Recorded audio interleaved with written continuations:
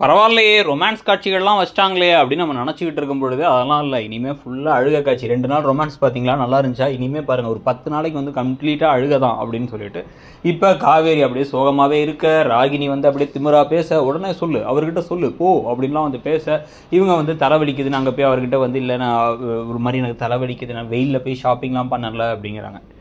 ராகினியால் எதுவும் பிரச்சனையான்னு சொல்லிட்டு வந்து விஜய் கேட்கும் பொழுதும் அப்படிலாம் ஒன்றும் இல்லைங்க அப்படின்னு படுத்துடுறாங்க. இதில் இப்போ அவங்களுக்கு என்ன ஆகுதுன்னா வந்து கனவுல இப்போ திடீர்னு இவர் வெண்ணிலாவை வீட்டுக்கே கூட்டு வந்துட்டாரு. வெண்ணிலாவை வீட்டுக்கே கூட்டு வந்துட்டு தாத்தாட்டெல்லாம் இன்ட்ரடியூஸ் பண்ணி வைக்க, ராகினி உடனே வந்து காவேரிக்கு இந்த விஷயம் தெரியும், அவள் தான் மறைச்சிட்டான்னு சொல்ல, இவ்வளோ சுயநலமான இருப்பான்னு நினைக்கவே இல்லை, வாயை மூடுடி ஷட்டப், உன்னை நான் நெஞ்சுக்குள்ளே வச்சிருந்தேன்டி, ஆனால் இப்போ இப்படி பண்ணிட்டி அப்படின்ட்டு வா வெண்ணிலா ரூமுக்கு போகலாம் அப்படின்னு ரூமுக்கு கூப்பிட்டு போகிறாராம் அவர். அப்படின்ட்டு இருந்துச்சு நமக்கு பார்க்கும்போது.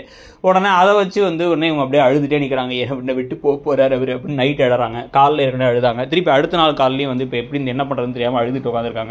இவங்க தூங்கும் பொழுது அவர் வேற முத்தம் கொடுத்து போறாரு. இதுக்கு நடுவில் வந்து பார்த்தீங்க அப்படின்னா வந்து ஃபன்னா இப்போ குமரன் வந்து பெருசாக வருவாரா மாட்டாரா, அவரோட சீரியல் ஏன் மொக்கையா போகுது, அந்த சீரியலில் வந்து கொஞ்சம் நல்லா ஏதாச்சும் பண்ணலாம் இல்லை, ஆண் வெளில போகிற மாதிரிலாம் நடித்தா சீரியல் நல்லா இருக்காது, பெண் வெளில போனால் தான் நல்லாயிருக்கும், ஆண் வெளில போனால் அவனால் வந்து எதுவும் பெருசாக வர முடியல அப்படின்னா வந்து அதெல்லாம் வந்து பெருமையான விஷயம் கிடையாது, அவனுக்கு திறமை இல்லைன்னு அர்த்தம்னு ஏதோ பேசினாங்க.